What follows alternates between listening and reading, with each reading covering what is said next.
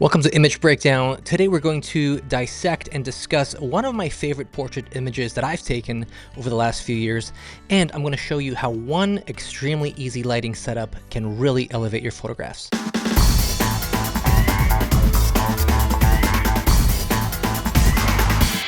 So this image is probably one of my favorite portraits I've ever taken, definitely my favorite from last year. Now, this was done as a personal project. I was visiting family in Saskatchewan, and if you've never been to Saskatchewan, Canada, it is the land of farms. So that is very much the landscape throughout that province. So this portrait was inspired by photographers like Richard Avedon and Annie Leibovitz, where they take portraits and they take portraits within an environment, but more importantly, they take portraits with the people in their element, which is really cool. So that's what I wanted to do. Again, this was more of a personal project, and I thought, what a great opportunity to photograph a Canadian farmer in their element, in their farm, of course, in the province of farms, which is, again, Saskatchewan.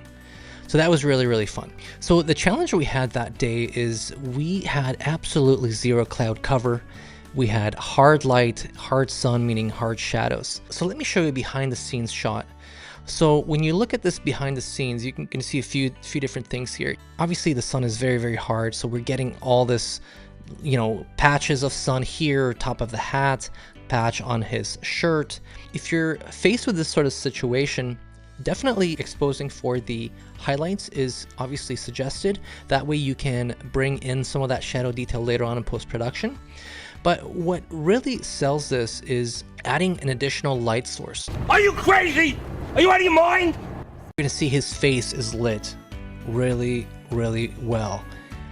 And what we managed to do is sort of manage that sun peeking onto his beard and top of his nose and match the light coming in from our off-camera lighting source to complete this image. We used a Profoto B10 here.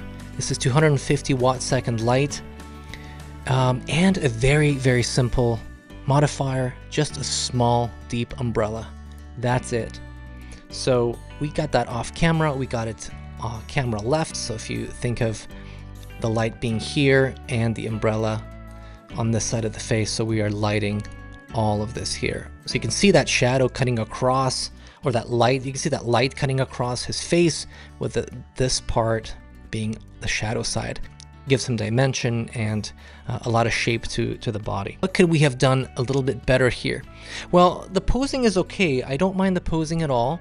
I wanted to keep this as authentic as I could. I just simply asked him to sit on this equipment and didn't really give him any other direction. And I wanted the subject to be in their own element. So he sat like this. This seemed completely fine with me. There's no crazy stuff coming out of the back of his head or anything like that. That was not distracting. His hat is also very bright, so it's sort of the brightest part of the image. So that worked out well. And again, I like to, talk about rule of thirds with my really squiggly lines here.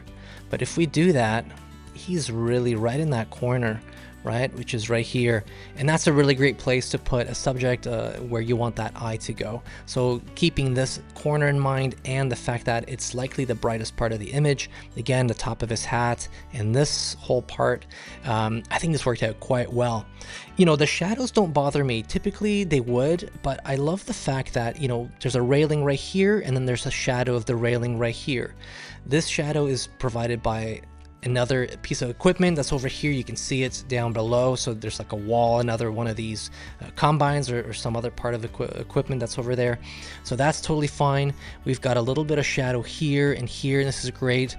This really reminds me of something that I see a lot in cinema, where we have hard light on the subject here, and then we have a little bit of softer light onto the face, and that often looks very good.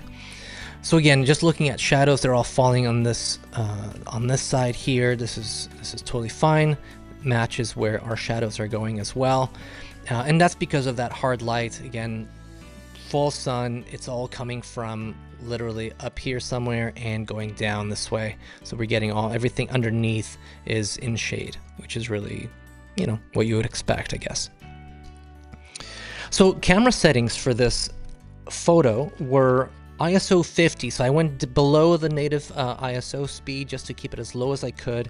I shot this at f8 at 2/50th of a second. I could have gone in high-speed sync. I didn't want to do that because I wanted to maximize my flash power. Flash was probably at full power, maybe half, I can't remember. In terms of post-processing, you see there's been a little bit of work done. This is just a frame absolutely straight off of camera. Now, what I did is I desaturated things a little bit. I didn't want that bright green. I kind of desaturated the colors overall, bring out a little bit of that rust, that brown, that sort of dirt sort of vibe to this whole thing, and I think that worked out really well here. Sky is pretty similar.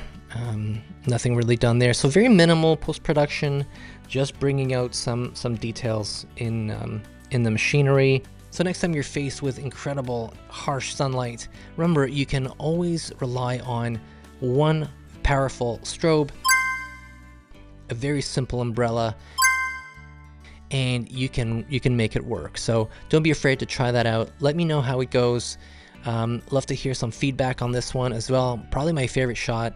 I don't know, of all time, maybe. I don't know. What do you think? I think it's a good one. So thanks so much for tuning in. I hope you enjoyed this breakdown. I've got some other ones on the channel, so make sure you check those out, and I'll see you guys on the next video.